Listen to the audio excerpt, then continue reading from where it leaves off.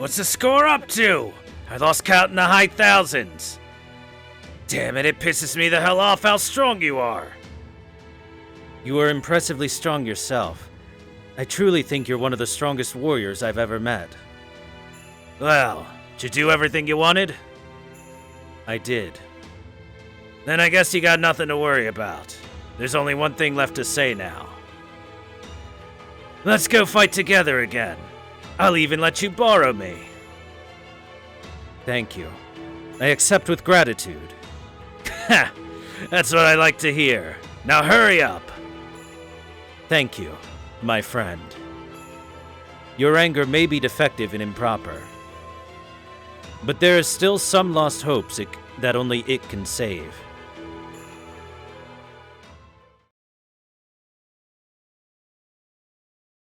What's going on? No way. Is that? Ashwatthama's spirit origin was at its limit. Even if his connection to Shiva did let him interfere with time, he still had to sacrifice a lot to pull it off.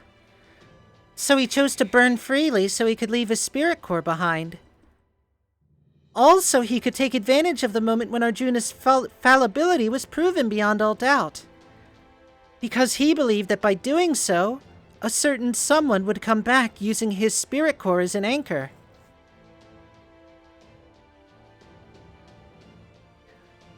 What? That's right. The possibility was always there. Would Arjuna ever absorb him and make him a part of himself? Absolutely not. Even if he did possess divinity, he is the one being Arjuna would almost certainly refuse to absorb. After all... Oh, my apologies. It would seem that the time is not yet right to speak of that. Master, look! Behind you!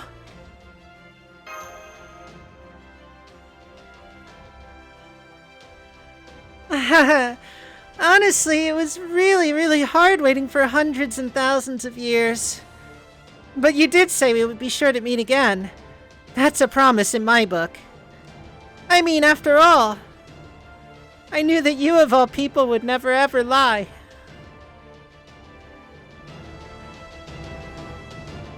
And so we have met again. You did wonderfully, Jinako Karigiri. Absolutely wonderful.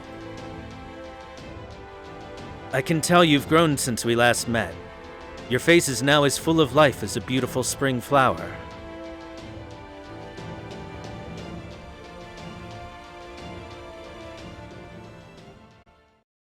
Oh, I love that. That's so nice. Section 19. The Final Dark God.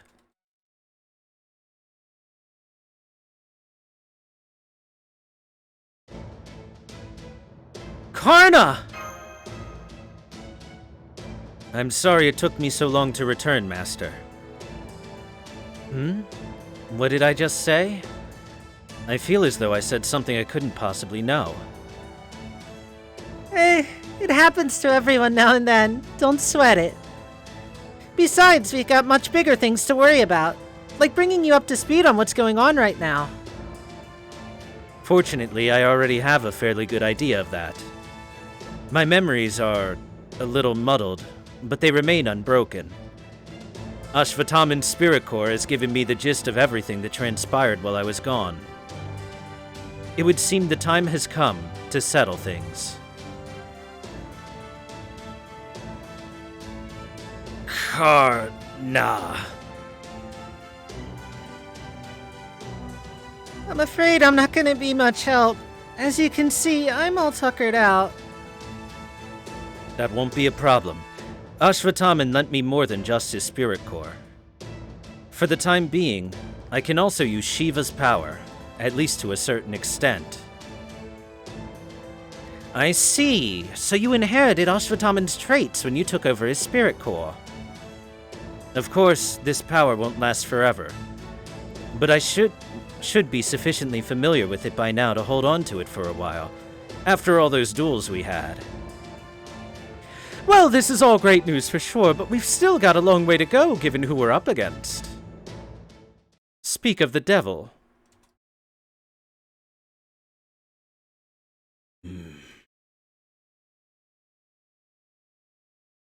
Arjuna, we can do this down here or up there. The choice is yours.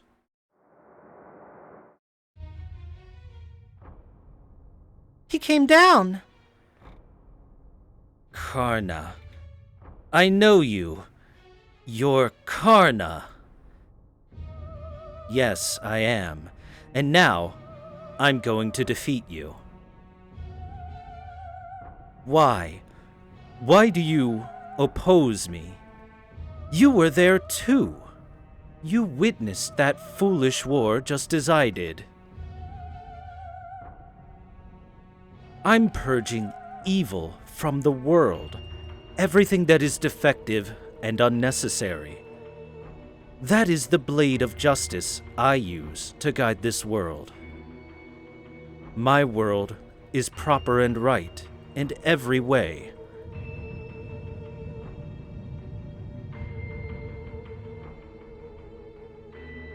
What's going on with the sky?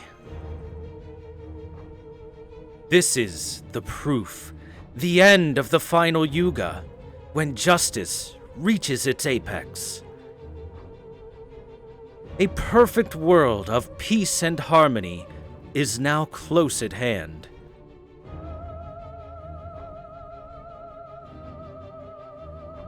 I have not seen for myself whether this world is what you say, so I will not speak to that. I will instead let those whom I trust speak for me. There's nothing right about this world. Short and to the point, I like it. Allow me to refute your premise by substituting the world for civilization. Civilization roots must logically lie in humanity, not gods. This world may be refined as a result of you whittling away the people you deem defective, but its civilization is not advanced one iota. Any philosophy that would lead to what we see here has its priorities completely backwards. I can't understand. You speak nonsense. You are defective, unnecessary, and therefore evil. Indeed, indeed. The time has clearly come for you to pass judgment on these wicked fools yourself. Well, well, look who just couldn't resist putting in an appearance. I thought that was inevitable, though, this god being your last bastion and all. I've seen that servant before. That's the caster from Shimosa. Master, do you recognize him? I'm quite certain he does. That servant matches the description of a hostile entity Mr. Gouda encountered in the parallel world of Shimosa. Though looking back on it now, it would seem that Shimosa was actually a small Lostbelt in its own right. At any rate, although that servant went by Caster of Limbo, the one we see here now is an alter ego. You there, I trust you are also a disciple of the foreign god, just like Rasputin. I believe you said your name was Abe no Seimei, one of Japan's greatest onmyoji. What a dreadful thing to say. No righteous guardian servant should be quite so devious. You really should know better, Lord Detective. It's one thing to joke, but quite another to merely play along with my using an alias just to put the screws to me. Dreadful, simply dreadful. What was it again? Abe no Seimei? True, that cowardly schemer is certainly an acquaintance of mine, so I'm not completely unfamiliar with his name.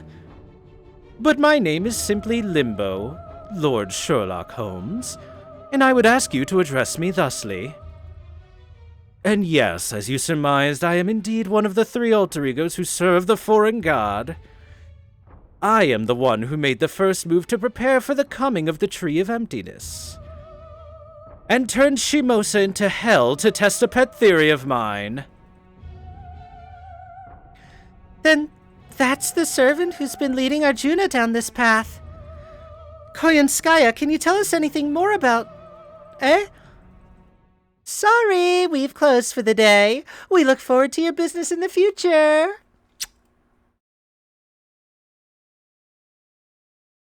Koyanskaya is gone. The only trace she left behind is this note. Indeed, indeed. I'm certain she had no other choice but to make her escape. It is absolutely unforgivable to side with Caldia, no matter the circumstances. That said, I am not entirely heartless. I see no need to go out of my way to report her misdeeds to the foreign god. Now that she's nowhere to be seen, there is no proof that she helped you. I think we can just leave it at that. I suppose it was inevitable her injuries would heal now that she's had time to rest. Oh well. I'll have to think of a way to capture her for good some other time. Very well then, Limbo. You must be the servant who has been serving as Arjuna's military advisor of sorts.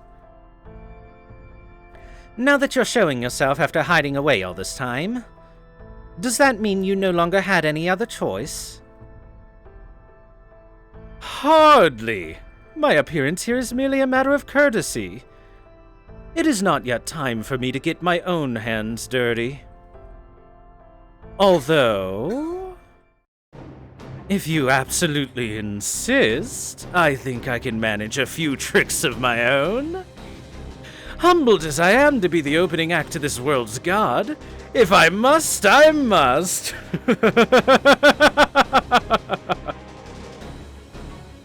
Looks to me like you want to keep clear of danger as much as possible. Oh, no, no. All I want is to see what's about to happen up close and personal.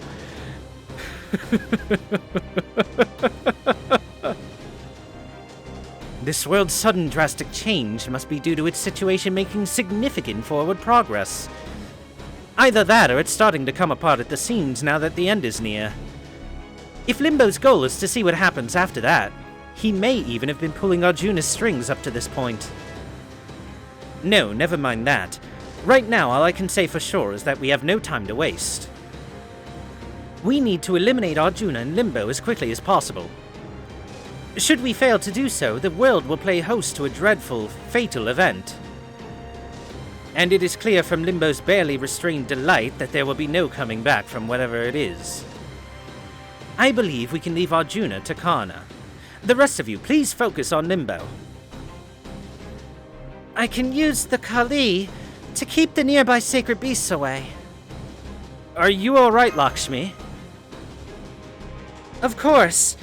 Now that I've come this far, I finally understand. The Kali are both a part of this world, and its last form of resistance. They're creatures apart from God, born to fight against order. Perhaps that is the reason why a Lakshmi was summoned here. So that I could help them. Some queen I turned out to be. Once a rebel leader, always a rebel leader. We'll handle the sacred beasts. The only enemies the rest of you need to worry about are those two. I'm counting on you, Gouda. Arjuna is no longer a god we can only look up at from afar. He's now destruction incarnate, and we have to stop him no matter what. Let's go get him, Master!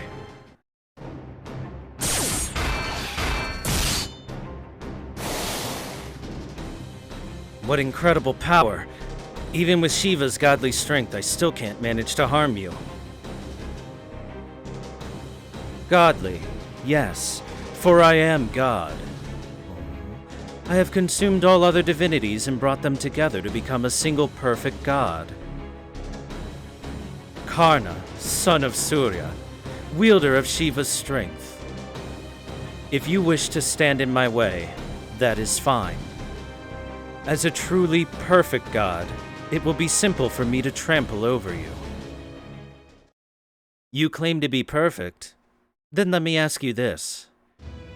Why did you consume the gods in the first place? What did you want with so much power?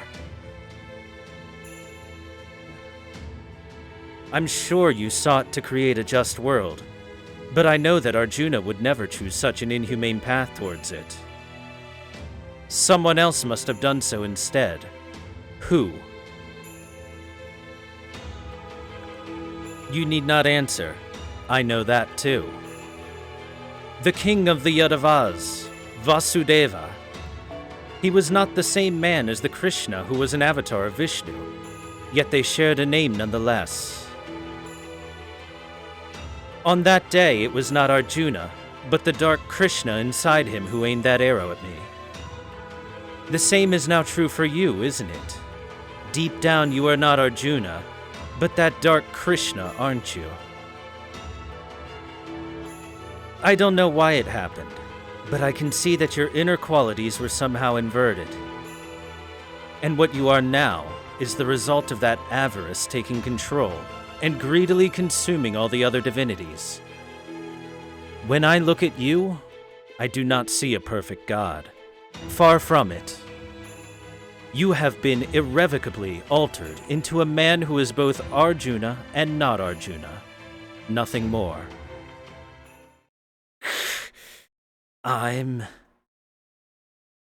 That got to him. Could this be the last push we need? I don't know. It doesn't look like he's gonna make it that easy for us. Oh, no. This won't do at all. Calm yourself.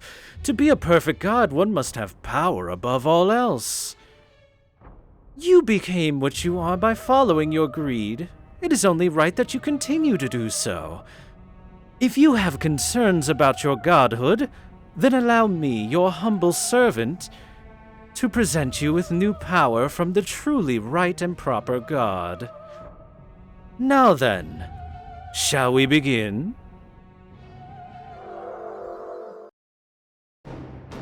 Arjuna's run off.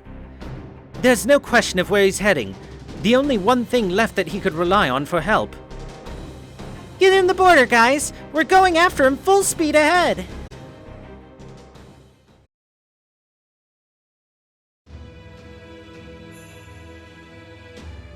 Is that...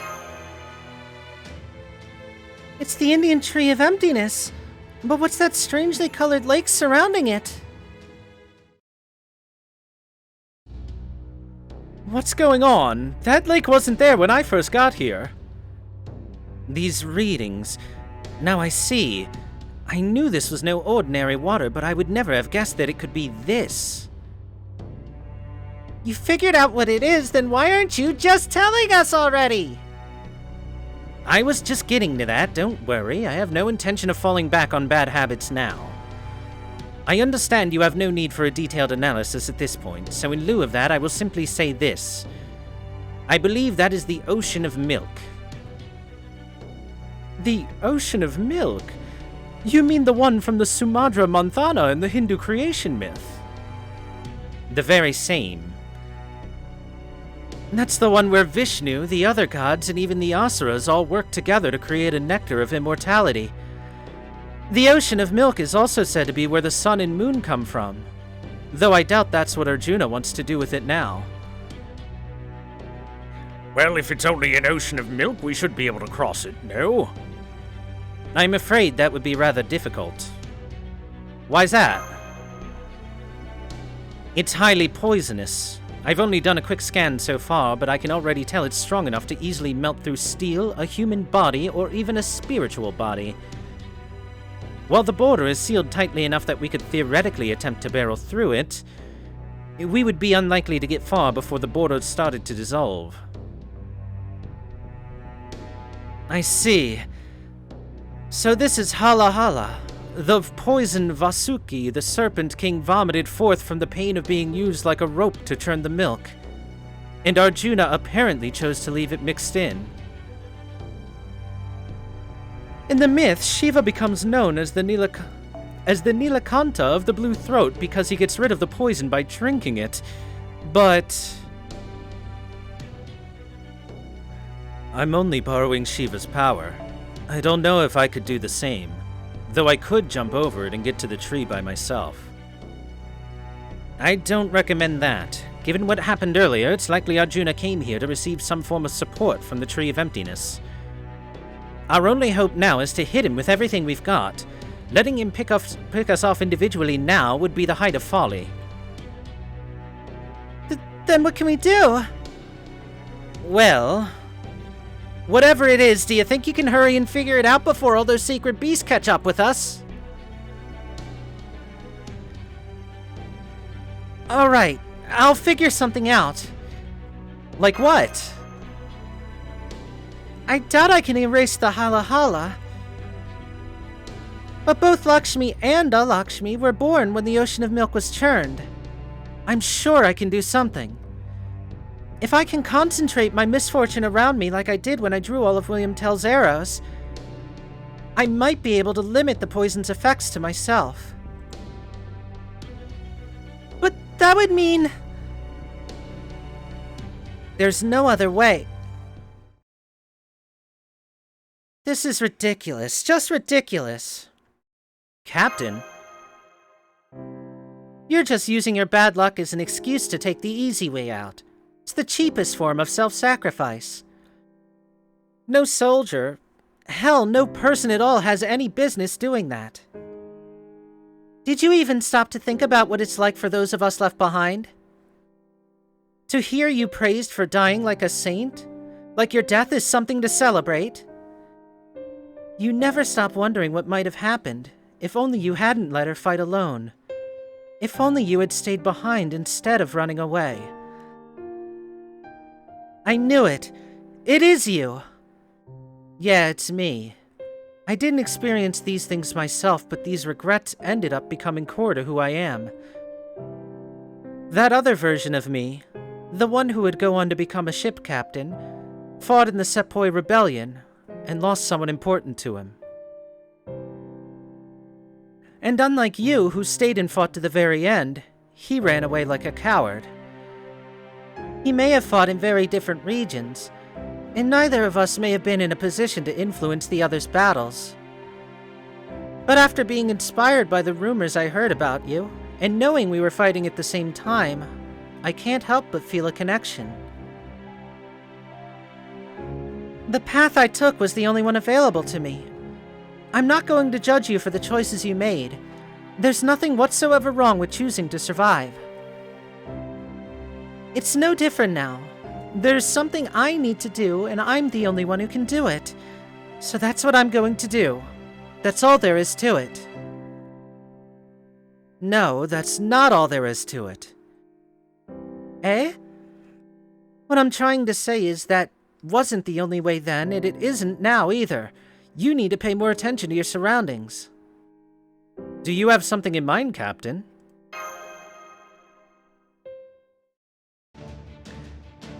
Yeah, I do. I wouldn't have said all that otherwise. Though I kind of hate how this is playing out just like Shion said it would. Da Vinci, I need you to grant me authority. You've already figured out why I came along, right? Well, now's the time. Much as I'd rather not do this, I suppose I must. I knew you were sneaking around doing something. Does this mean we're finally gonna get some answers? I wish I could have just stuck to maintenance. Initiating a naval battle of my own accord is really hard. But as hard as that is, letting another far-off comrade in arms go to her death would be even harder. This thing manifests whenever I accept that this is just the sort of phantom spirit I am. Shion secretly installed it inside this ship. Does this thing you speak of have something to do with the pod that was meant to be activated in India? Yeah, I guess so. It's kind of like a system that makes this trial fitting possible. I only have one question. Will this thing you speak of let us get across this poisonous ocean of milk?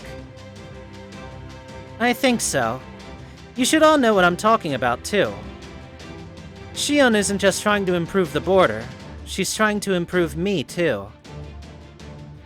Because you're going to need both of us if you're going to cross that stormy ocean. Well, maybe not me so much as my ship. My ship is a dream of the future made real. A high-tech concept once considered a mere flight of fancy. It's called the Nautilus. A ship of hope that can conquer any sea in the world no matter how deep.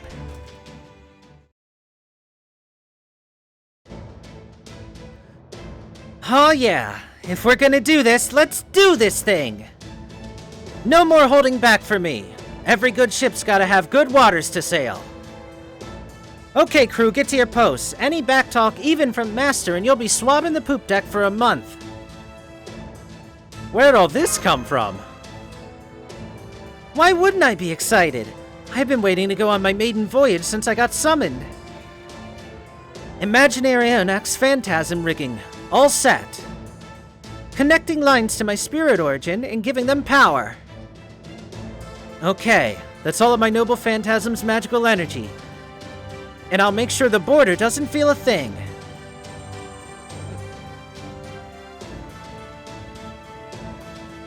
What is this? What's going on? You're not about to explode on us, are you? It looks like a mysterious light is surrounding the border, starting at the front. The front, you say? As opposed to the drivetrain or the engine? By Jove, I've got it! The Aeonax Phantasm is a naval ram, the Nautilus's most famous feature. Right you are. My Nautilus was known far and wide as a monster of a ship. And by attaching its naval ram to a vessel, other ships can be retroactively defined as the Nautilus too. I knew it! Then your true name is... But that's not all. Indeed, it's not. Now that you've come out of your shell, I can sense the Western god inside of you. That's right. I am the great Triton, son of Poseidon, the Greek god of the sea. The deep seas are my beloved domain. And I'm also Captain Nemo, the lone sailor who fights against oppression and tyranny wherever he goes. Aha! I knew you were an amalgamation servant! Oh wow, those are some big names to combine! I see. Ms. Shion had already admitted you were a phantom spirit. She must have intentionally combined an ancient mystic with a newer legend. I'm the no one called Nemo, the guardian of sea travelers who can chart a course through any ocean. A guardian? Now that you mention it, this warmth I'm sensing feels familiar. No way, am I reading this right? What is it, Moonier? An explosion? It's an explosion, isn't it? Damn it, I knew I shouldn't have let some pipsqueak from who knows where mess around with my border. No, it's not an explosion. I just noticed this fixed wavelength in the border's data. It's almost identical to the thing we observed back during our zero sail on the way to Scandinavia. What? That strange entity we encountered back then was actually... Yes, that was my true Nautilus. I was out on patrol there on Shion's orders. I think I remember giving you a little nudge in the right direction when I spotted you guys there. Now I see. If Mr. Gordolf hadn't had us make an emergency exit in his panic, we might have benefited from your guidance even more. Well, how was I supposed to know any better at the time? Well, I'd love to dig into these new revelations about your ship and the Atlas Institute's zero sail technology. Right now, we still have to worry about this ship. How's it looking? It's doing great. I've had my eye on it for a while now, and it's turning out to be just as good a ship as I thought. Better even. I'm a phantom spirit, not a typical servant. My entire reason for being is my love of the sea. So when I was summoned to this earth without a decent body of water anywhere to be seen, and told to lend my aid to humanity, well... honestly, I was pretty upset. Shion's nice and all, but she's not really human. And the Wandering Sea may be a sea, but there's no life to be found in it anywhere. So when Eucaudians showed up, I didn't have high hopes for you all either. I figured modern people must be to blame for the Earth ending up like this. But now that I've seen you in action here in India, I can tell you're the kind of good people I remember. You're travelers who keep rowing forward, no matter how roughly the seas toss your ship. No matter what kind of predicament you encounter, or what kind of enemy you go up against, you're the kind of people who can smile and laugh about the experience when it's all over. So now that I know that, I'm done moping around. Besides, I also remembered that my Nemo side still has some unfinished business to take care of. So you'd better believe I'm going to help you out. I declare this here and now as the Guardian of Voyages. From this point forward, this ship is no longer limited to the waters of void space. There is now no storm it can't cross, and no ocean it can't sail. Whether we're up against the sea of storms or a poisonous ocean of milk, you no longer have anything to fear. Now let's go! Full speed ahead! Well, if the world's most famous captain insists, I guess we'll just have to oblige. Let's do this thing! Yeah!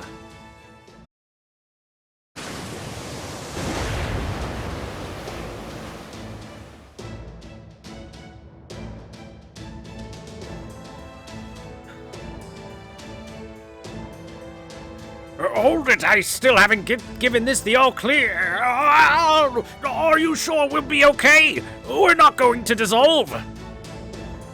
It would seem there is nothing to worry about. The boarder's hull is holding strong against the poison. This is nothing compared to the time I hid inside an undersea volcano. We won't have any problem reaching land.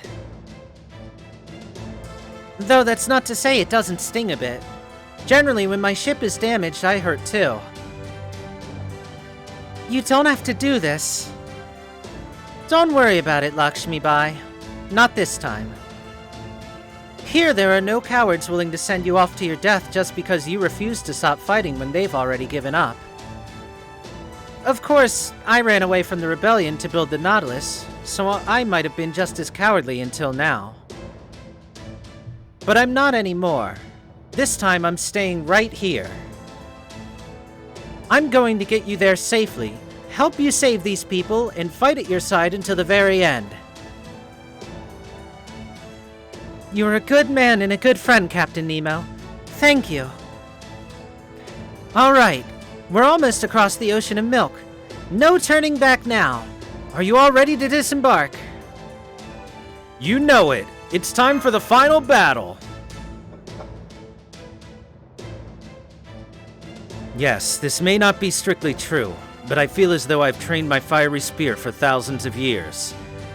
I will cut through Arjuna's mind, even if I have to use every bit of my essence for kindling. I'll help out as much as I can, too. Though I'm still so exhausted, I think watching out for Rama is all I can do now. Oh, well, all right. At this point, I don't care how you go about doing it. Go ahead and use every dirty trick in the book if you have to. Just make sure you take him down. Director's orders. Oh my, he's really going there, isn't he? It's almost impressive how low he's willing to sink. I could have sworn he was much cooler back when he was driving the boarder. Well, that sure didn't last. Maybe he's the type of guy who only really shines when the chips are down.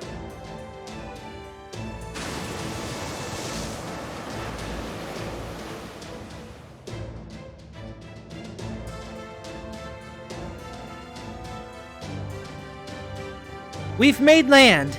We can see the Tree of Emptiness with our naked eyes now. Go on and take the portside hatch out of here, Gouda. I'll lower the ramp now. Once you've all disembarked, I'll head back out and wait for you in the bay so the enemy can't attack the border. Don't worry about holding anything back. As long as you win this battle, I promise I'll come and get you. Now go out there and settle this thing once and for all. We will. Thank you, Captain Nemo. Master Gouda, 5 servants and 1 allied master. Preparing to enter the Indian Lostbelt's final phase on behalf of proper human history.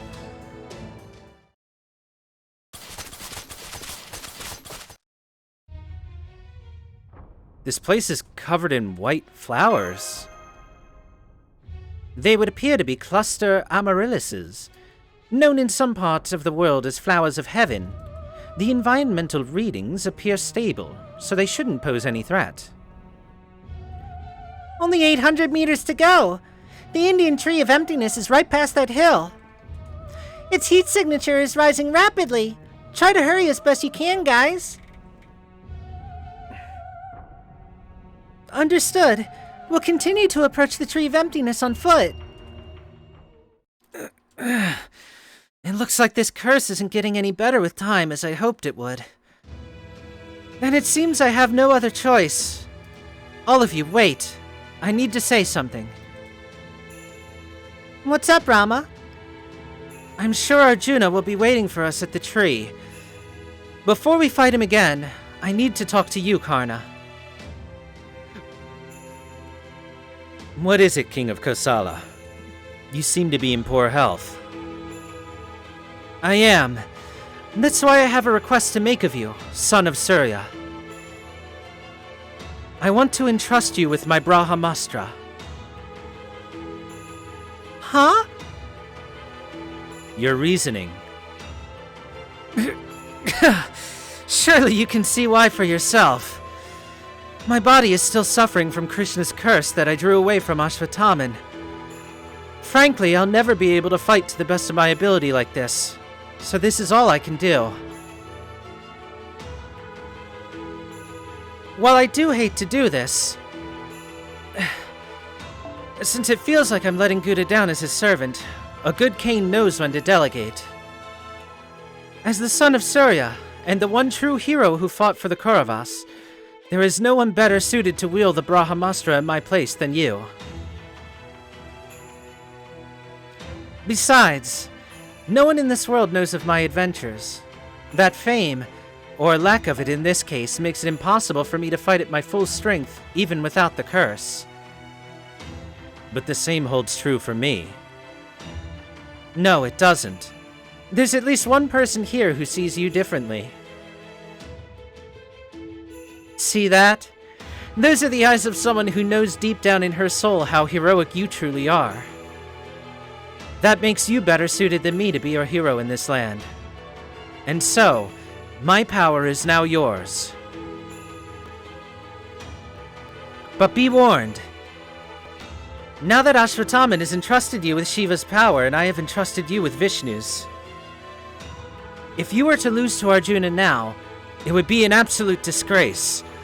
Remember, he has my wife's goddess form in his possession. He holds within himself Alakshmi's younger sister. Alakshmi's wish is to free her sister, and that is in your hands now. And so I implore you, Karna, save Shita in my place. Master, I'm sorry to ask your forgiveness rather than your permission, but is this all right with you? I second Rama's request. Please help us, Karna. We can't beat Arjuna without you. What a strange thing to say, Master. I am your servant. I answer to you, not the King of Kosala. But for now, I will humbly accept this great honor you have both entrusted to me, and swear to you this. I will use all the power I have been given, and see that Arjuna is brought to justice.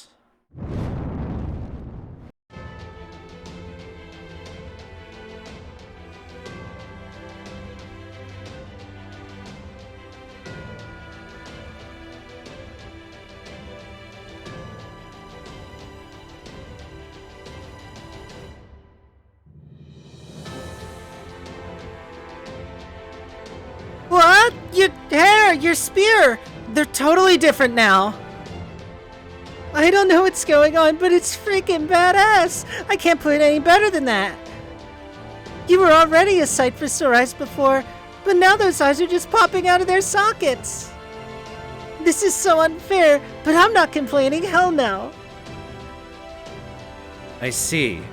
It's an honor to hear you think so highly of me, Ganesha. I'm kind of taken aback by this myself, to be honest. But this is all for the good. You're no longer merely borrowing my power, nor Ashwatthama's. This new form of yours is clearly the result of you making it your own. I could ask for nothing more. What incredible power! I can't be certain it will be enough to defeat Arjuna, but it just might do the trick. Alright, no sense staying put any longer than we need. Let's go.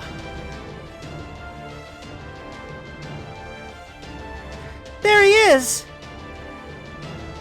Karna. Arjuna!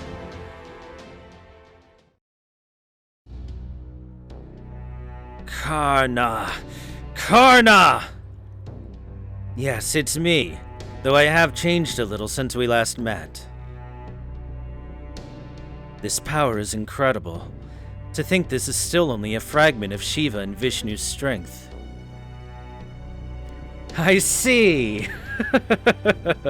Now I see. So you have also come closer to becoming a perfect god. Good. That is how it should be. If you mean to stand in my way, that is exactly how it should be. What a strange thing to say. What? Neither of us is at all close to being a perfect god. That couldn't be clearer. Would a perfect god be so fixated on my name as you have been thus far? That can only mean one thing. Your humanity is showing. You're very much still human deep down inside, Arjuna. This is why we can do battle like this. I, for one, am grateful that neither of us are gods. We are both warriors, nothing more. Karna, you bastard! How very surprising. I never thought the hero of benefaction could cut so deep with but a few words. In that case, allow me the honor of stopping up this god's ears, so as to shield them from these wicked words. God of this land, if you feel as though you are still lacking, if you sense that what you have may still not be enough, then rest assured that I am here to ease your concerns. Behold, a benefaction from the one true God. Behold these stairs that link us to the skies, this texture that transforms everything into its rightful form. This Lostbelt may be yet another frail bastion for humanity, but its way of life is completely unique. In place of a future that expands ever outward, it has elected a future that narrows infinitely inward. Indeed, that is the one good thing about this Lostbelt. It will reach its end goal quicker that way. Turn. Every time the cycle turns, more is shaved off. Now its destruction reaches a fever pitch. The roots of cosmic fantasy have descended upon us, and the tree of ideology has died. Hear me, foundation of a new world, and bloom! Your name is Tree of Emptiness Spiral. You are the many finite boundaries that surround this planet. The Tree of Emptiness! It's opening up even further! And not only that...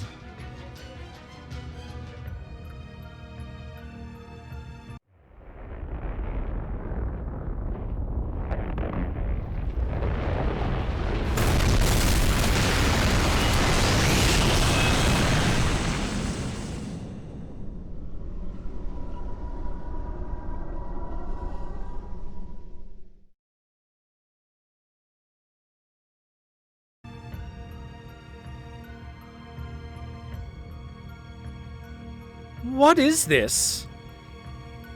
This change in color, it seems to be like what we saw in China, only taken even further. I don't know what this new black color means, but I believe the tree structure remains identical to the one in China. That is to say, the Tree of Emptiness contained its own pocket dimension. Now the tree has opened up, exposing the galaxy inside. There's no time to analyze it further, and as of yet, no telling what it means. All I can say for certain at this point is that a tremendous amount of magical energy is flowing from it and into Arjuna. Orochi, Sombrero, Mayal, and now Spiral. As I suspected, they're all names of different galaxies. They must be weapons of invasion from other celestial bodies. But why invade like this? With that much sheer magical energy, they could just as easily incinerate the Earth's surface as Geisha did. So why would our enemies go out of their way to model the trees after galaxies? Are they truly weapons of invasion? Ah.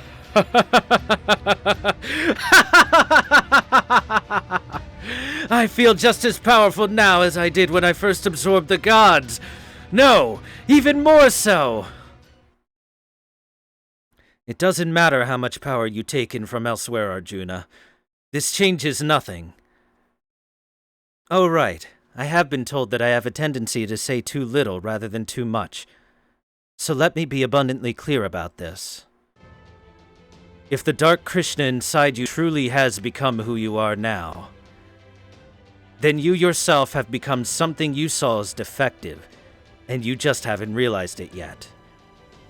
Though honestly, I never saw you as defective as all. So let me ask you, what are your own deficiencies? What is your own evil? Have you ever looked at yourself and admitted that you might also have faults? The Arjuna I know was no god, but he knew the value of taking a good long look at himself. Looking. Yes. Like the way you're looking at me now. Stop that, Karna. Don't look at me like that. That's it. That was exactly the last piece we needed. Karna put it into place without even trying. A god is most vulnerable when they begin to question their own infallibility. You're doing it again! Your eyes are trying to make me see something inside myself. That is a sin! It's evil! I must pass judgment on you with my own hands! Karna! The only thing I see now is the fact that you can no longer ignore my spear. Now that you have abandoned that irksome detachment, I finally have the chance I've been waiting for. It doesn't matter if you're a god. I'll keep trying to surpass you just as I always have. Arjuna!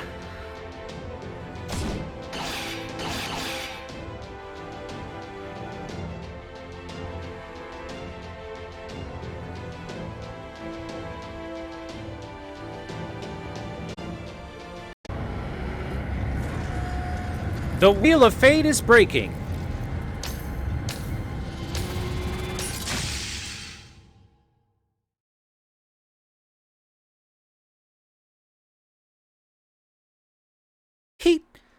He did it, Master.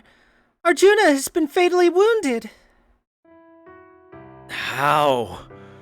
I should have completely outclassed you. Even if you do have Shiva and Vishnu's power now, I have the power of every god. Not only do I have Shiva and Vishnu, I also have Agni, Indra, Brahma, Soma, all of them! You're still searching for a reason. You truly are a thick-headed man. Very well then, I'll tell you why you lost. Though I'll admit I too only realized this while we were fighting. It is because you lack something crucial. Something that I possess and you do not. What? That can't be! I possess every divinity in the... What you lack is that. Is Karna pointing at me? That's right, companions. To put it another way, a god is only a god if there are people who recognize them as such. A god cannot be a god if they are all alone. You grew dependent on power from beyond this world in the Tree of Emptiness, and wholly abandoned its people. You may have become a nigh omnipotent god thanks to that power, able to create and destroy entirely by yourself. But such a god is no god at all. You must have known that yourself, even if you didn't realize it. What? The Spirit Core informed me all about the last Lokopala, a fusion of God and man, more balanced than any other.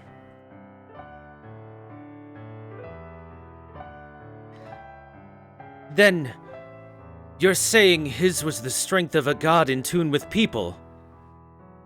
It sounds like you know whom I mean. Now that you understand, all that remains is to say this. While I did not do so using solely my own strength, I won this time, Arjuna. Karna! This failure is unacceptable. I've never been so humiliated. Humiliated?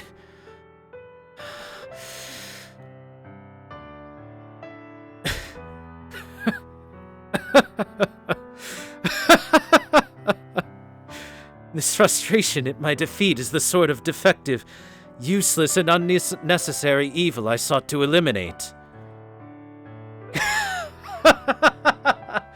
So what is it doing inside of me? Now I see. I was never a complete being to begin with. Of course not. I'm too flawed to be a perfect god. I only sought perfection, greedily, to my own detriment, to the point I no longer realized I was doing so. You're right, Karna. It was the dark, greedy Krishna inside me, the one who consumed even the gods and tolerated no evil whatsoever. That is who I. Now I understand why I lost. My blade of destruction could not be turned on myself. No matter how many yuga cycles passed, my obsession with you, my evil, would always remain.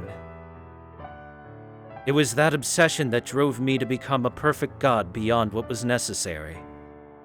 So the god I became, the final god born of evil, who tried to guide his people toward a proper world, still harbored a dreadful evil within his soul.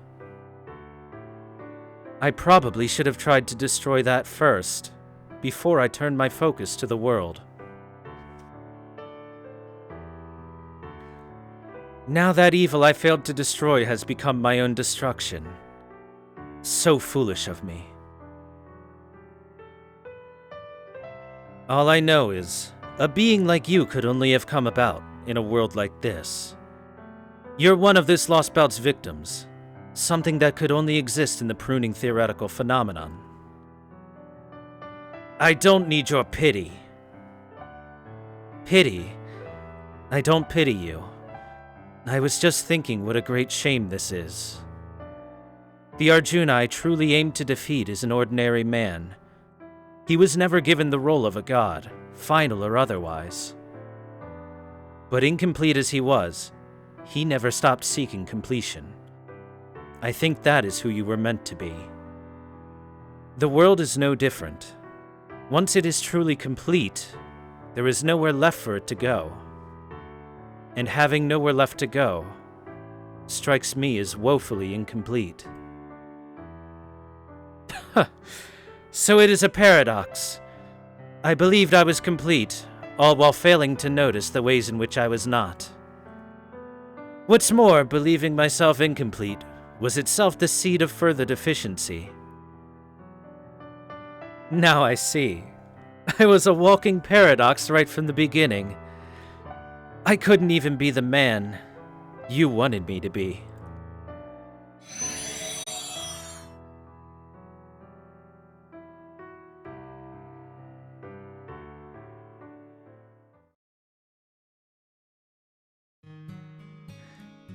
It's over.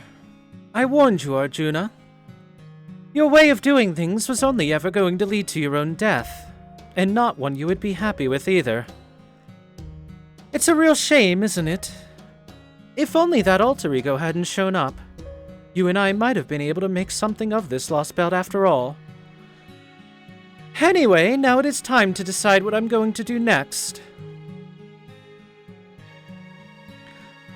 You're right, I can't turn back now. I only washed my hands of this Lostbelt's king, not the Lostbelt itself. Besides, it's not like any of us ever had a real choice anyway, especially with you watching over us. Right, you?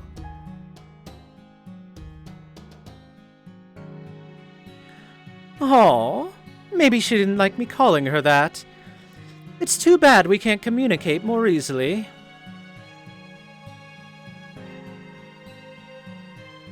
Still, that gave me the push I needed.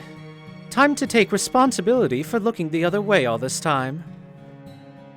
I wonder if you understood what we were really doing here, Gura. We didn't give the people of this world weapons to teach them how to fight so they could live. We just wanted them to survive, to use them to defeat Arjuna, with no real concern for what came afterward. The only reason we helped these people was so that we could more efficiently erase their god, and eventually them.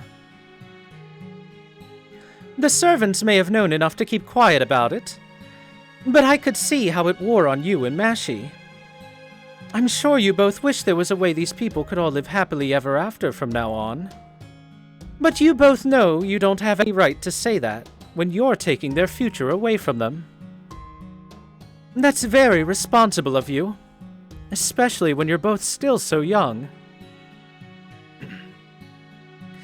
But unfortunately, none of that matters to me. I can say it all I want. These people aren't livestock reduced to following a god gone wrong. They deserve more than that. So as one of the people responsible for helping them take back their lives, I'm coming down on their side now. All right, time to take care of this last bit of business. Otherwise, how could I show my face to Kadok, Ophelia, and Akuta?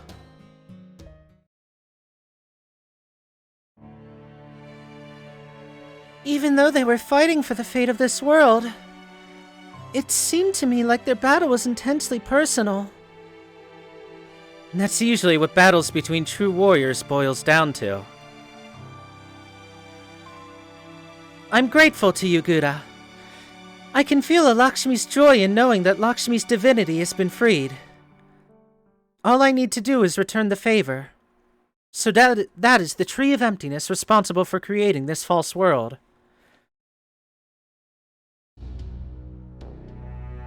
Very well. I will do what you ask. Although this will be my first time felling a tree instead of fighting a war or rebellion. It's weird seeing it pulsing and squirming like that. Makes me kinda motion sick to watch. Even after seeing it in China, I still don't know what to make of it. Me, one of the clock tower's most prodigious talents. Still, however it works, it's clear that thing is what's keeping this Lostbelt in place. That's true. Don't hold back now, Gura. This is just like the other ones. I'll try to analyze it as much as I can, but that's not really our priority right now. We still have to take back the world we lost. And to do that, the tree's gotta go down. And hey, now that Arjuna's gone, the sacred beasts and Kali are vanishing too. So there's no one left to get in your way. Well, that's mean. What am I, chopped liver? Or is it just that you can't imagine a master without a servant could be a threat, Mooney? Come to think of it, I never did greet you guys properly, did I? Well, better late than never. Welcome to my Lostbelt. It's so nice of you to come all this way, remnants of Caldia. But now it's time to say goodbye. My name is Scandinavia Peperoncino. On behalf of the Cryptors, I'm going to kill you now.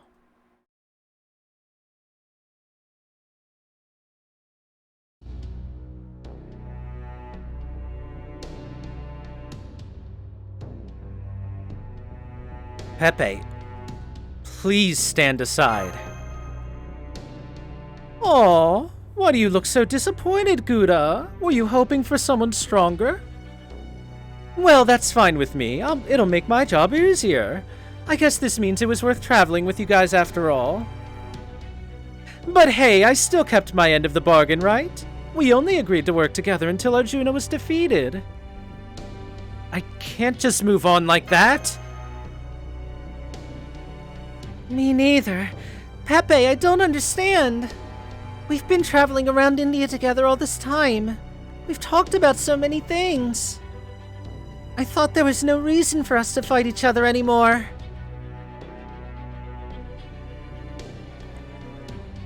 Yeah, I was just listening in on your conversation most of the time, but you sounded like you were all really getting along. I thought we, had an understanding. An understanding? That must be because we all happen to feel the same way about this world. I sure don't remember discussing anything deeper than that. Then why do we know your birth name is Myorenjiaro? Oh my, of all the things I wish you'd forgotten, you just couldn't let that one go, huh? Well, if your memory is that good, you should have no problem remembering what I said and didn't say. I do consider you Caldian's friends now. I really do. And it's true that I don't have any reason to fight you. But did I ever say I was willing to fight for proper human history? But I thought you only agreed to help the foreign god in exchange for your life because you had no other choice. Well, you're wrong. All of us are here by choice. Make sure you don't ever say that to any of the other cryptids, Mashi. Not unless you want to insult us. Yes, we did agree to help the foreign god in exchange for our lives, but we made that choice willingly, not reluctantly. Personally, I thought the foreign god's conditions were fair, and Kirstaria's plan was in the right.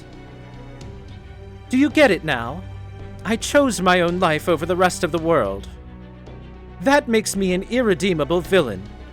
You guys would call me an enemy of humanity. Yeah, I get it now. You don't hate other people, and you don't hate yourself. No, you hate something much bigger than that. You hate human society. You're literally a public enemy. Yeah, does that make me a terrorist? Oh, how glamorous. But no, you're wrong there. I never hated this Lostbelt, putting aside how Arjuna ran it. You understand, right, Gura? This is the 4th Lostbelt you've seen so far, correct? It's peaceful here. There's hope for the future, and love to be had just by being alive. You could live a full life here. It's rare for a world to turn out like this, even if the people who live here don't know that. In the big picture, it's never been troubled by war or revolt. And in the little picture, it's never had to worry about communities growing old and dying off, or a beloved brand going under, or a hot new trend fizzling out. The more complicated society gets, the harder it gets to survive in it. It's cruel and unforgiving, and so many things slip through the cracks. But this Lostbelt never had anything like that. Life was simple here. People were happy. That's why it was destroyed, pruned away. History decided this world was too happy, too perfect, and pruned it away for being unnecessary. Can you believe that? You people fighting for humanity always say you want peace. But then you go and reject a world like this, a truly peaceful place. It's like you can't conceive of a world not dominated by pain and suffering. So I don't ever want to hear you say that proper human history is more peaceful than any of these worlds. Trust me, your world is a crueler, more disgusting hell than any world you'll find in a Lostbelt. So now do you understand why you and I can never see eye to eye? Oh. You're right. I agree with you. I doubt that any Lostbelt is as awful as the modern world Mr. Gouda hails from. But that's all the more reason for us to be proud of it. Any history daring to call itself proper human history should aspire to overcome all manner of hells. If anything, this journey has only made me more certain that mankind has chosen the most difficult route possible. Mr. Gouda has spent his whole life on the forefront of that route. If he wishes to continue down this path, we will be there with him every step of the way. Holmes, Thank you. Ooh, I just knew you'd say something like that, Holmesy. I do love that side of you. Anyway, I think that's enough talking. Ready to go, Carney? I'm impressed how long you've been holding out, but you must be at your limit by now, no? Huh? What are you bringing Karna into this now? He's not double-crossing us, is he? No way, what am I even saying? The odds of Karna doing that are down there with the idea of a game series having 100 sequels. Give it time, Final Fantasy's working on it. I'm sorry. I'm afraid I may end up betraying you after all, Ganesha. No way! Let me ask you something, Rama. How are you feeling now? Me? Now that you mention it, I feel great. Krishna's curse must have been lifted when Arjuna vanished. Good. Then I can return your Sword of Evil's Bane. Thank you for lending it to me. It was a great help. Now then, Master, there's something I need to tell you. What is it? I used the last of my strength during my battle with Arjuna. In fact, my spirit origin is already gone. I'm only here right now by sheer force of will. Really? Holy shit, he's right. Karna's magical energy signal is gone. He really is just there by force of will.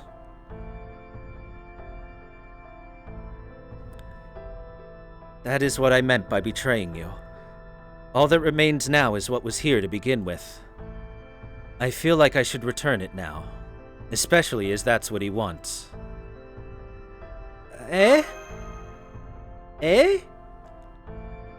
Now I gotcha. So that's how it is, eh? That's just like you, Karna.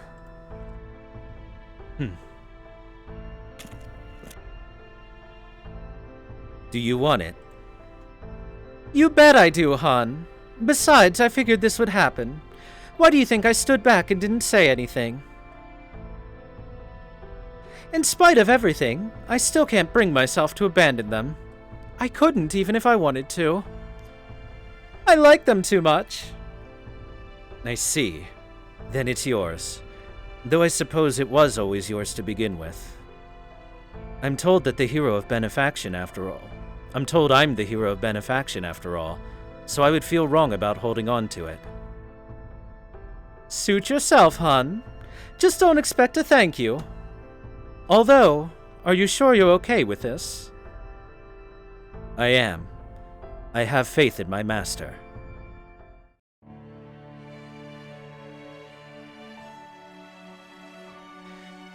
Man, I can't believe you're still doing the right thing here, Karna. Jeez, get a clue, will you? I'm sorry.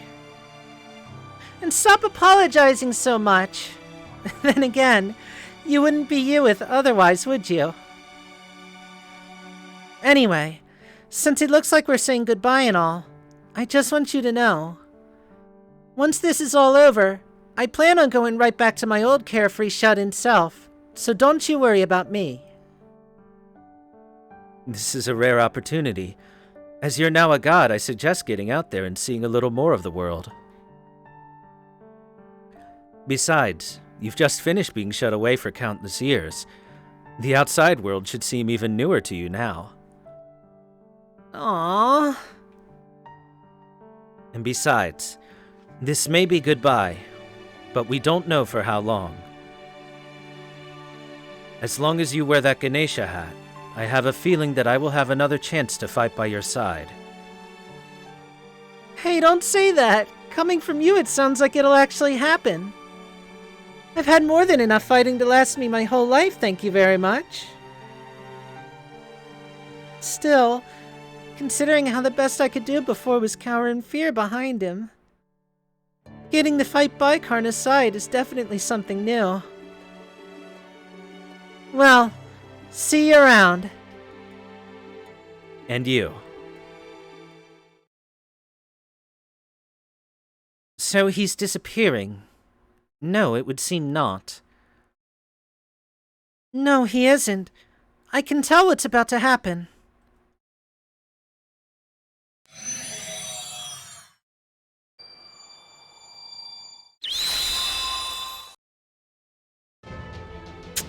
You gave my gift right back to me, huh? Pisses me the hell off. You wanted more? Nah, I'm just angry. Same as usual. I know what's going on here. I could see it happening while I was inside him. It looks like it's time to keep my promise and get angry on your behalf. Am I right? That'd be grand. Would you mind? Huh? The hell you mean would I mind? Don't ask me, order me, damn it! You're my master, aren't you? Well then, don't mind if I do, my angry little servant. Good grief. Just when I think it's over, we have to go up against yet another formidable hero. Then again, if this is a new chapter in the Chronicles of the King of Kosala, I could ask for nothing more. In fact, I'm grateful you've given me this last chance to show off what I can truly do. Oh man, my joints are really stiff. And I really don't like going up against these Shiva types. But I'm pretty sure the whole reason Ganesha came here in the first place was to do something about that tree. So there's no way I can back out of this one. It doesn't matter who stands in our way. I will see this through to the end. It's the least I can do for my comrade in arms who brought us here. Ooh, you're all so fired up now. I love it. That just leaves you and Mashiguda. You're the master who's the key to this whole operation, right? So what are you hanging your head for? You fought hard and bravely to get this far, right? And not just here in India, but everywhere you've been. So now's the time to take responsibility for making it all this way. I want you to thrill me one last time, just like you've been doing all along. Pepe. If this is about responsibility, if our only choice now is to do what must be done, then we're not going to back down either. We can't. Not after coming this far. Awaiting your orders, Master. Our goal is to defeat the enemy Cryptor and Ashwataman, and to cut down the Tree of Emptiness. Let's do it!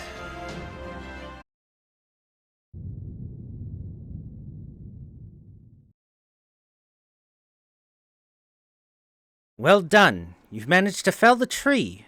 I can see its magical energy signature fading rapidly. Looks like there's only one thing left to do. It might be too little too late, but if I use my Sirius light... Don't bother. You know just as well as I do. This anger's only a runway. It's meant to help you get back up to speed so you can keep going.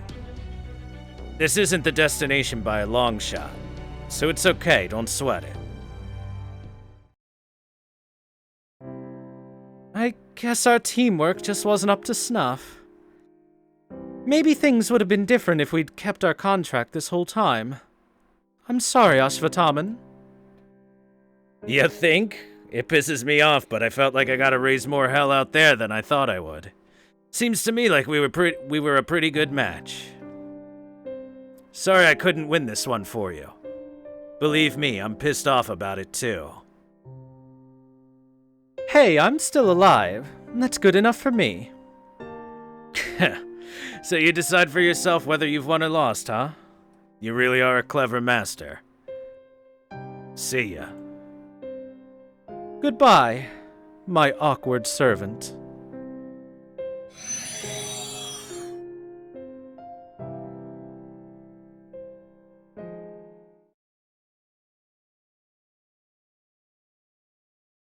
And what were you doing?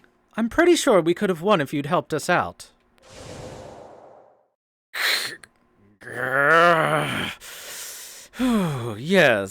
Yes, I had every intention of assisting. Truly I did. But I'm afraid I ran into some entirely unexpected trouble of my own.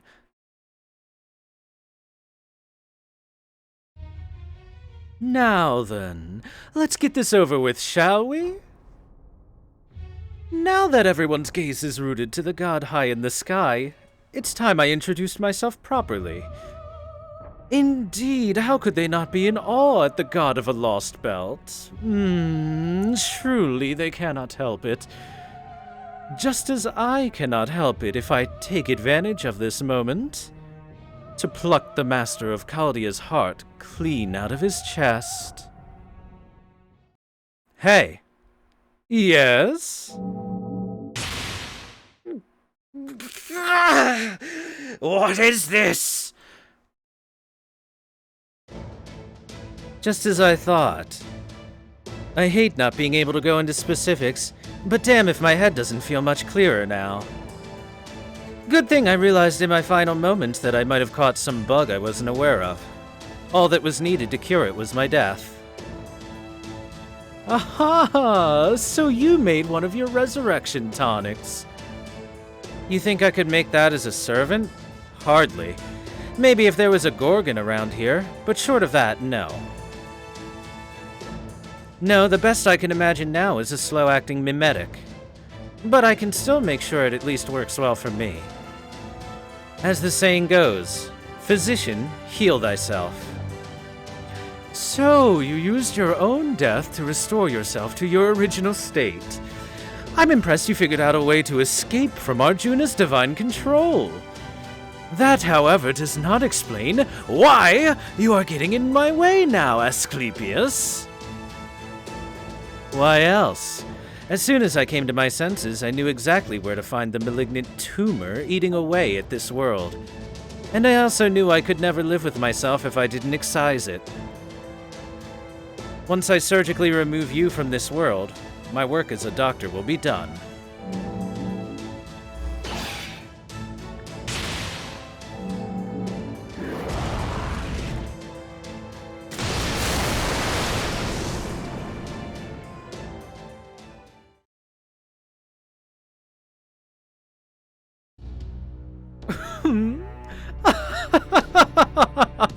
I didn't even realize how beat up you were. That's hilarious. I doubt this spirit origin I'm using here will last much longer, and it seems a great deal of time has passed as well. Enough for the tree bestowed upon this world to be destroyed. Oh, what a shame. What a pity. Still, there is always next time.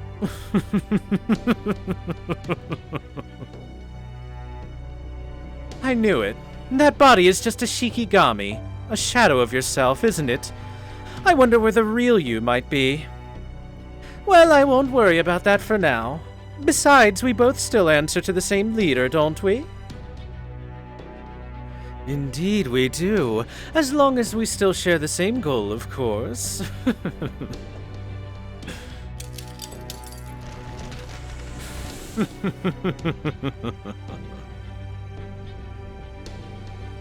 Indeed. I heard you say this Lostbelt will get to its end goal quicker this way, Limbo. You knew this Lostbelt was doomed, didn't you? But instead of trying to prevent its destruction, you tried to hurry it along. There's more to the Disciples' goals than you're letting on, isn't there?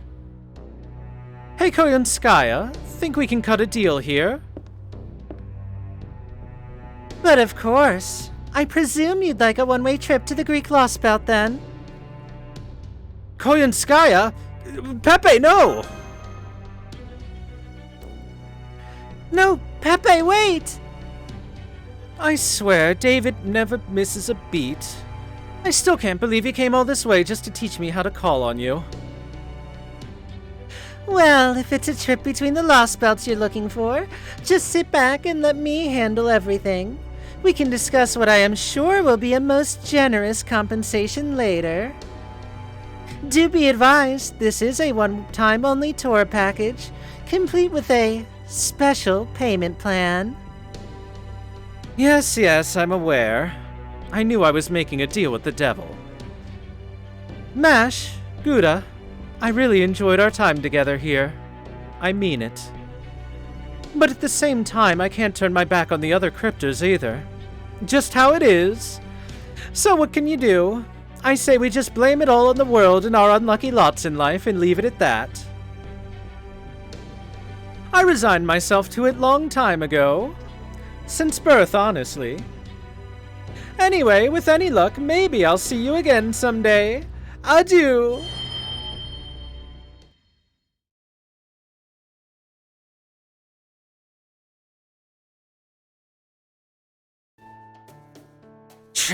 He got away. That's just how it goes sometimes. Frankly, after all the non-stop fighting we've been doing, I'm just amazed we managed to take out the tree. I think Gouda and the others deserve a big round of commendations from you, Commander. Yes, I suppose. I suppose you're right. And speaking of commendations, I almost forgot to give myself some. Or give some myself. We couldn't have made it to God's Sky Boulder with... or freed Ganesha and Lakshmi without you, Gordy. You really came through. Why don't you let me handle the driving from here and get yourself some well-deserved rest? You don't have to tell me. This may not be my most glamorous move as Commander-in-Chief, but I'm leaving the rest of this mission in your hands. I'll deal with the aftermath later. Right now, my stress and exhaustion are both at their peak. Damn, he just went out like a light the moment he sat down. Lucky guy. Maybe I should head to the break room for a nap, too. Go for it. Captain and I can take it from... Where'd he go? Oh, right. He must have gone to say his goodbyes to her. Well, I can't blame him for it. Munir, go ahead and tell the rest of the staff we're officially off high alert.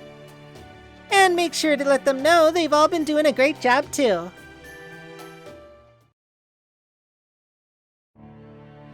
Now that my task is fulfilled, it seems this world is sending me back where I came from. I'm sorry for all the trouble I caused you. You mean about your secret identity? Haven't thought twice about it. I appreciate that, but it doesn't change the fact that I made a mistake in not trusting you. I hope I'll have a chance to repay this debt I owe you someday, though I doubt you'll ever need a servant like me. I'd love to have you on our team. You really don't hesitate with that sort of thing, do you? I've already given you a ticket. You're free to board my ship at any time. Thank you. I suppose fighting to take back the world is a form of rebellion in its own right, isn't it? If I get the chance to ride your ship again someday, I expect I should have no trouble succeeding in whatever my next rebellion may be. Farewell, old comrade. Bye. Why couch your wishes in so many hypotheticals? No need to hold back. You can and should join us again. Let me be absolutely clear. You are not nearly as powerless or as troublesome as you think. You may harbor the goddess of misfortune, but the worst I saw from you amounted to no more than an amusing bit of clumsiness. And that, I consider to be good fortune.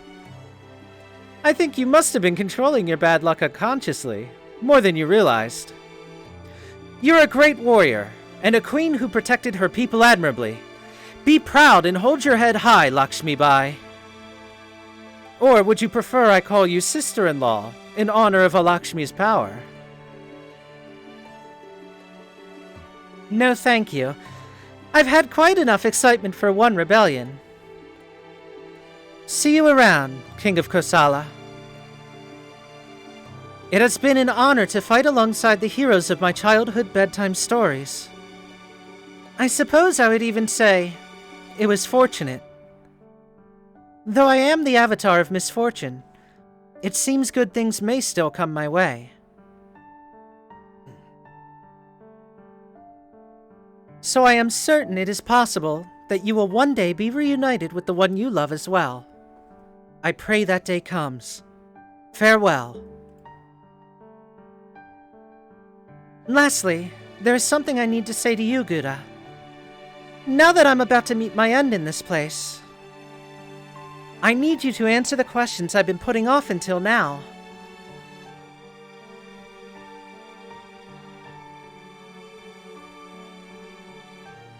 Was there meaning in us fighting alongside the people of this world against its god? You mean because they're going to disappear now?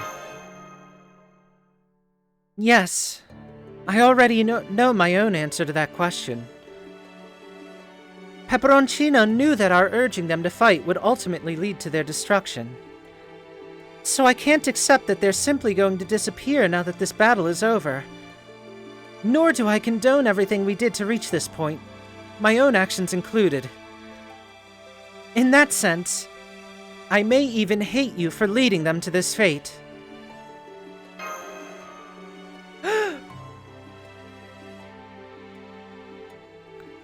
However, I may not accept this fate, but that doesn't mean I've lost hope.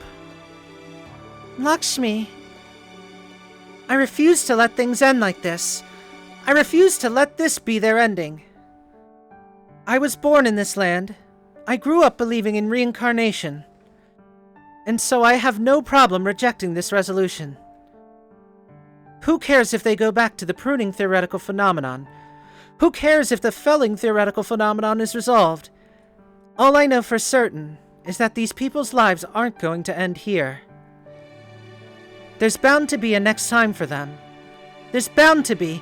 I just know a proper reincarnation is waiting to save all of them. They'll all be reborn in accordance with their karma, and go on to be even better people in the future. That is how the world works. That is the natural state of things. Others may think it sounds like some sort of fairy tale, but we, truly believe that all life always has another chance.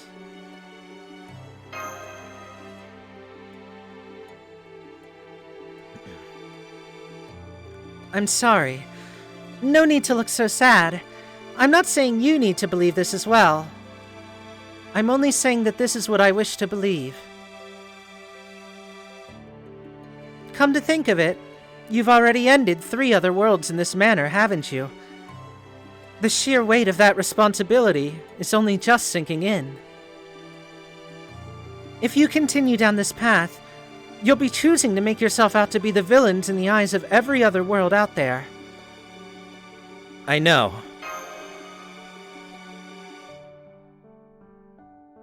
I'm impressed. Not many would have the strength of will to do something like that.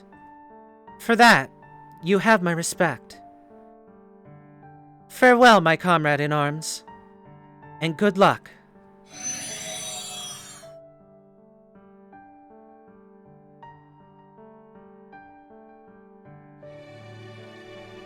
My work here is done too, though I think I'll hold off on going back to being a shut-in, at least for a bit.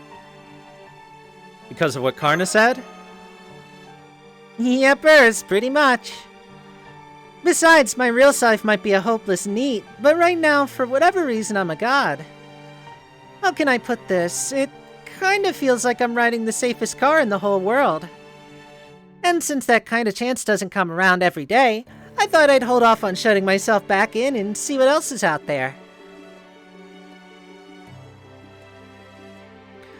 I've never seen anyone treat being a god like owning a vehicle before. And that's not all. You know how there's not a single god left in this world now, right? I'm guessing that's new for this place. So now, for the first time ever, these people are gonna have to learn to live in a world without any gods in it. They don't have to pray in hopes it'll save them from being murdered by beasts. But they also won't have paradise coming around every 10 days to look forward to. They've only ever known a world where their god was trying to lead them towards perfection, so I think all this new freedom might be a lot for them to deal with.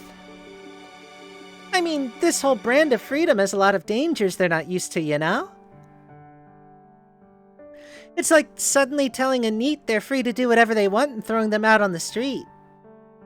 There's no right or wrong way for these people to live anymore. Now they just have to figure out how to exist as best they can. So, as the last god remaining, I feel like it's up to me to keep an eye on them. But this world isn't going to...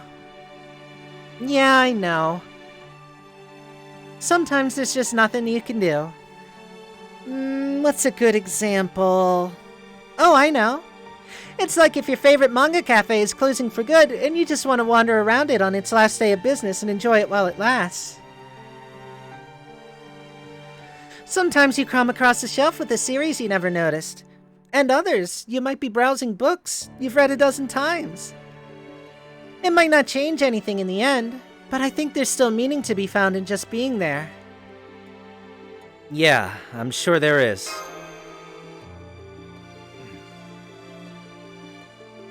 A manga cafe, huh? I've only heard stories about them. Oh, really? You mean you've never been to one? I can't believe it. Other than convenience stores, there are only the few other paradises outside my home I can visit. Well, hey, you know what? You know what they're like, right, Gouda? Why don't you tell Mash about them sometime? Or even better, you could build one in your base. I'll see what we can do. Just what I like to hear. Well, that's all I gotta say, so I guess I'll be going then. And hey, congrats on a job well done. Happy statue. Her statue can move around on its own.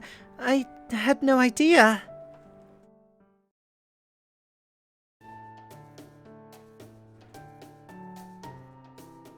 Alright, so, you remember the other reason we came to this Lostbelt, right? As clearly as a blue-ringed octopus. I need to perform the Aranax Phantasm's activation ritual, and only in a particular area in India. Luckily, I already synced up with the border earlier, so we're pretty much halfway there. Well, that is most encouraging. Once that is complete, we will then be able to reach a certain Lostbelt protected by especially tempestuous seas. While I do look forward to that future expedition, there is no need to rush. I would say we have more than earned ourselves a little break before we begin making our way towards Captain Nemo's coordinates.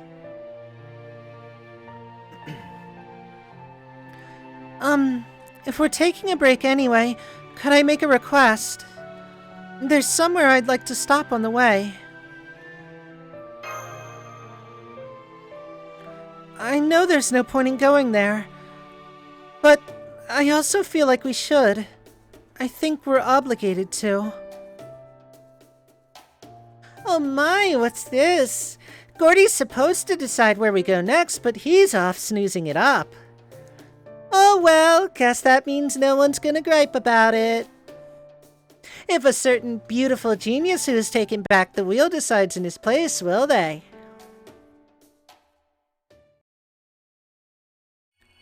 Section 20. A world where the cycle...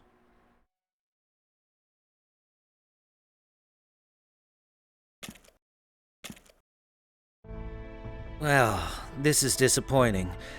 My doctor's intuition is telling me quite clearly. I may have succeeded at removing that cancerous alter ego from this world, but he was only a symptom. I wasn't able to eradicate the source. Damn it. Even if I did only just wake up, that's no excuse for me to fail a simple operation. It's still not enough. I need more techniques, more knowledge. No, not just me. If medical science is to advance, mankind will need more too. I don't have time to rest. I must return to my research. My training.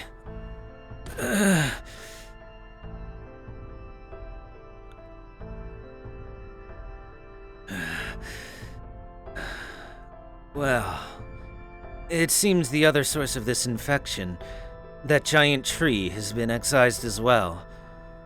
If so, maybe that'll do. No, it's not enough. There's nothing more dangerous than amateurish medical treatment. No layperson should ever attempt an operation under anything but the most dire circumstances. The sooner foolish patients die, the sooner they can help medical science advance. Huh? That sounds like someone crying. And they're coming this way.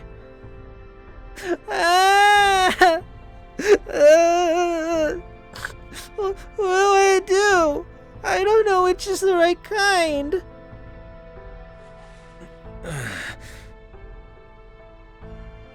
What's wrong?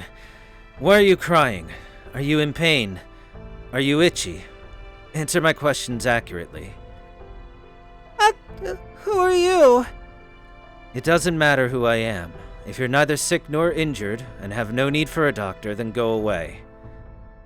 I'd offer to go away myself, but I'm afraid my own legs can't take another step. You're a doctor. Please, you gotta help my mom. She's sick. She won't stop coughing no matter what we do. I don't want her to die. I heard the herbs around here could help her, but I don't know which one to pick. Calm down. So the patient is your mother, is it? How frequently does she cough? Does she cough up blood? What color is the phlegm? Tell me everything.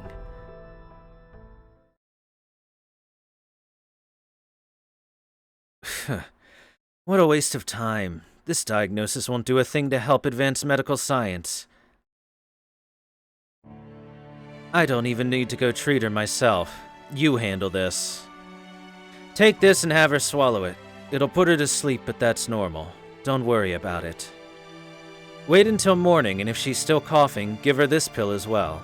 That's all. Really? Thank you, Mr. Doctor. Thank you so much.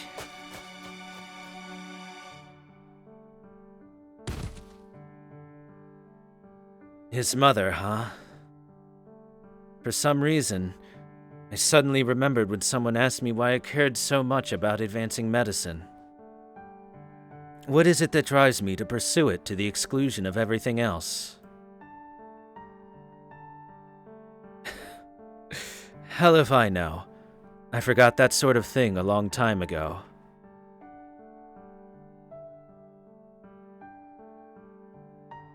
Still, there is one thing I know I want.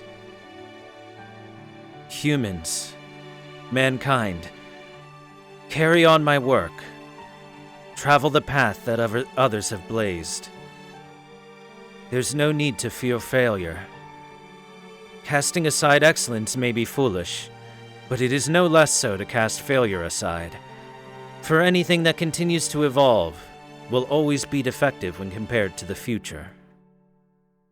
If human medicine can reach the same heights I did, and continue on even further, they will no longer have anything to fear from the gods. I once managed to conquer death. Will mankind ever do the same? Yes, I'm sure they will, as long as no foolish gods try to get in their way. How I loathe such gods. None more so than Apollo, who impregnated a human woman only to let her die. If human medicine can ever truly surpass death, if it advances to a point where they can bring back the dead, and no one ever has to die again,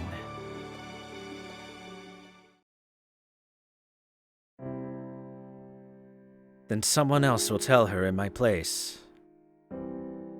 I forgot what it was I wanted to tell her, but it's probably a trifling matter. Someday, the mother I never got to touch, or even to lay eyes on. The mother who was killed by a foolish, detestable god, and reduced to ash by the time I was born, will know how I feel.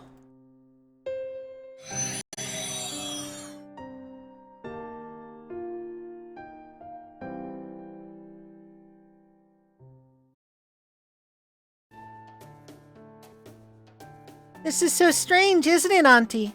The Kali Yuga is over, but nothing happened. I'm shocked. The giant tree and God Sky Boulder are gone too. That's true, it's so strange. But we haven't seen any Kali either. Maybe this change is for the better. There's someone outside the window. I'm gonna go take a look. Okay, but be careful. Alright? It's dark outside now, so I don't want you going off too far. I won't.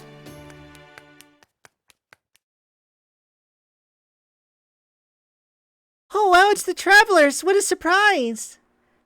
What's up? It feels like it's been forever since I saw you. Well, we came to say goodbye. And to tell you what's going on.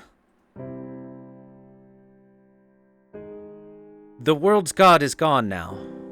There's no more reincarnation cycle anymore. What do you mean? Up until now, a god was putting this world through an endless cycle of reincarnation. Those reincarnations were wrong. They never should have happened. Do you want to know what took place in them? Do you want to know what you forgot? If you do, you should know it's going to be painful. Maybe you're not even meant to know about it. But even so, we feel like we're supposed to tell you. Oh, yeah. Well, that makes sense. I knew I had forgotten something. I could tell something wasn't right. Please tell me, mister. I want to know what I forgot and what I lost.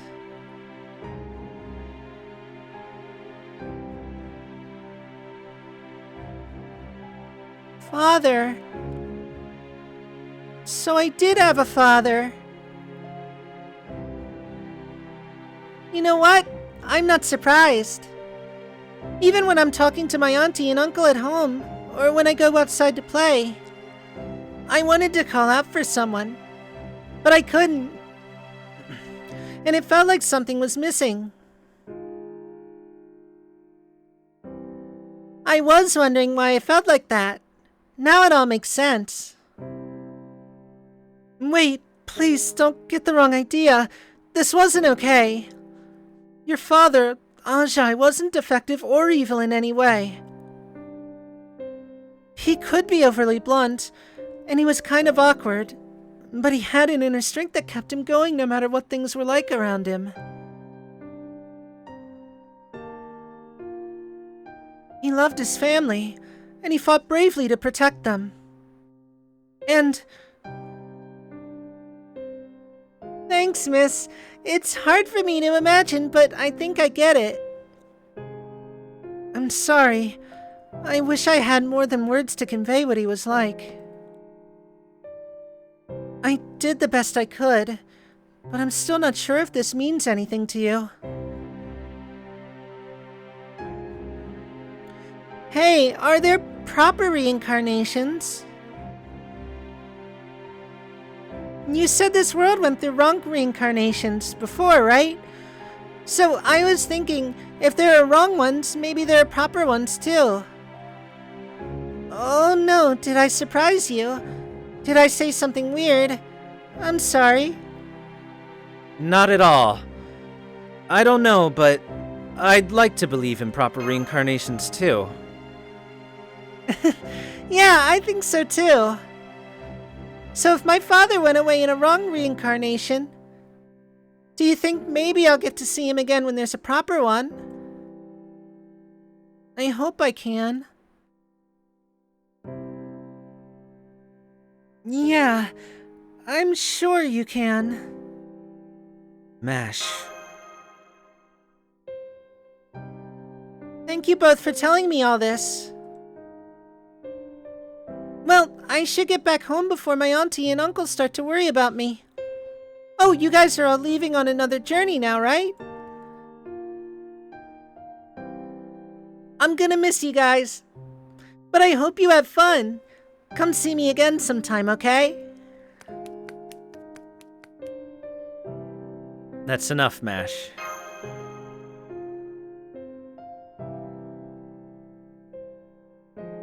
I'm sorry, Senpai. I know this was incredibly selfish of me. But I just felt like I had to tell her. Maybe I'm just trying to make myself feel better.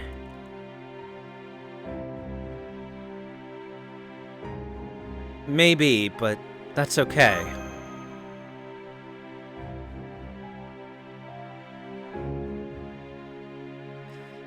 If you ask me, I think it's still too soon to come to conclusions.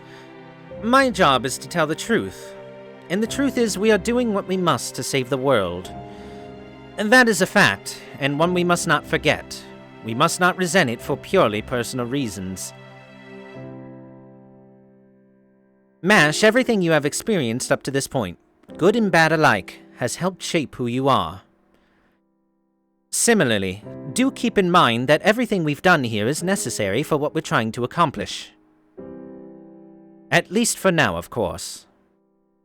Time will tell whether the actions we took were the right ones or not. Though I can't yet say if that answer will be revealed to us, or to others who will pass judgment on us.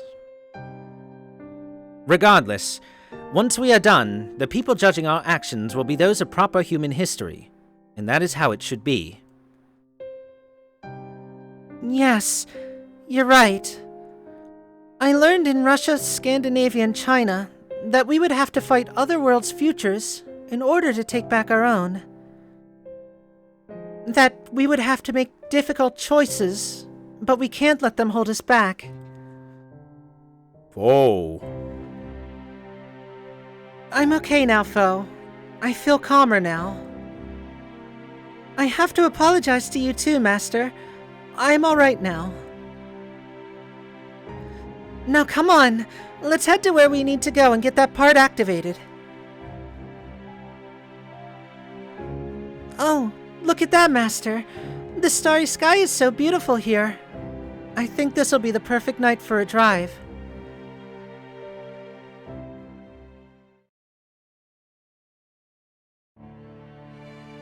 Good night. My blanket is nice and warm. It still smells of sunlight after being hung up to dry. My tummy is nice and full thanks to the yummy meal Auntie made. When I open my eyes, I can see the beautiful earrings Auntie and Uncle gave me for my birthday anniversary lying on my nightstand. I'm so happy right now. So happy. Although, maybe I don't deserve to be. I remember the nice travelers and what they told me. And it makes my chest go tight.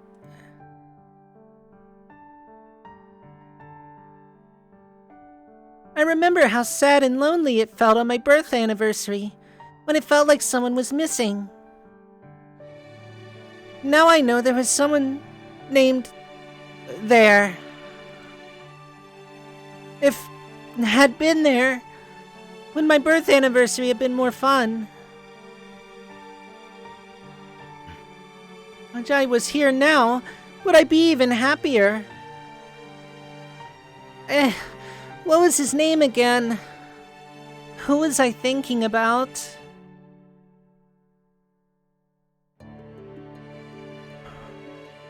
I know they told me about him, but I already forgot, even though I really cared and wanted him to be there.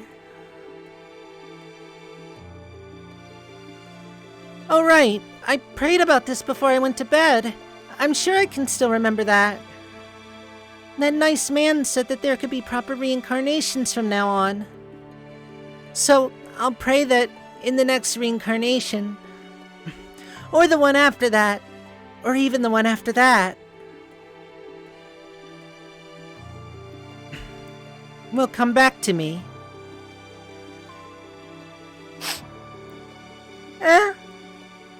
That's weird. All of a sudden, I can't stop crying. I don't understand.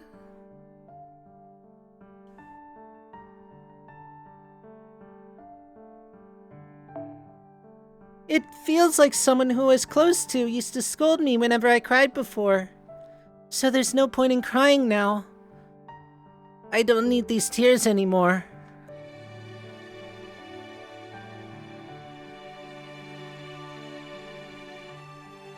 But no matter how hard I pray for our God to take my useless tears away, they still keep coming.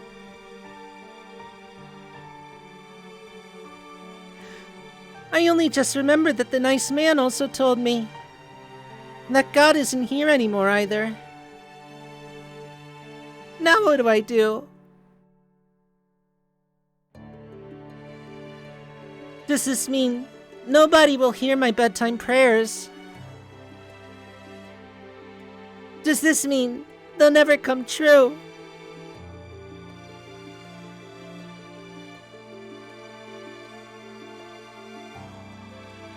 That thought makes me even sadder, and now my tears are coming even faster. If God really is gone now, then who's going to get rid of these tears I don't need?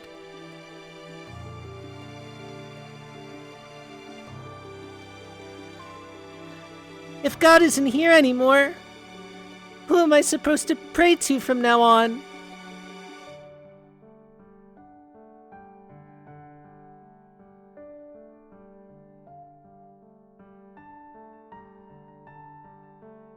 However, prayers are heard simply by being the virtue of being prayers, and not by a proper reincarnation cycle.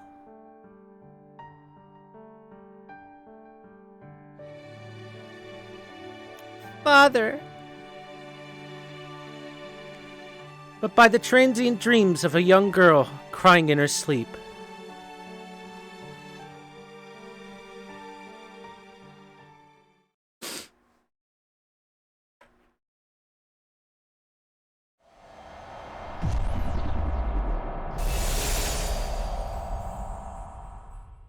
Cosmos Denial.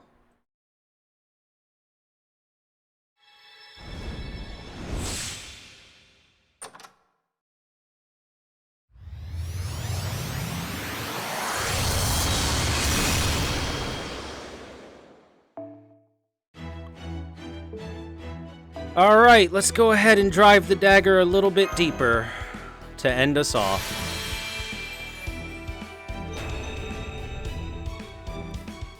Family portrait.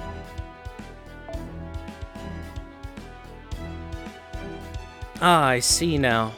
I get it now. So I really was forgetting something. I had a feeling that was the case. So tell me, what is this important thing I've forgotten? This is but a vision of a dream. Kind parents, friendly older brothers and sisters, a cute younger sister, and a beloved pet dog. This is a scene of a family that disappeared, victims of the cycle of madness. Yet you still imagine it. You see the prayer of the young girl who had forgotten everything, coming to fruition at the end of it all.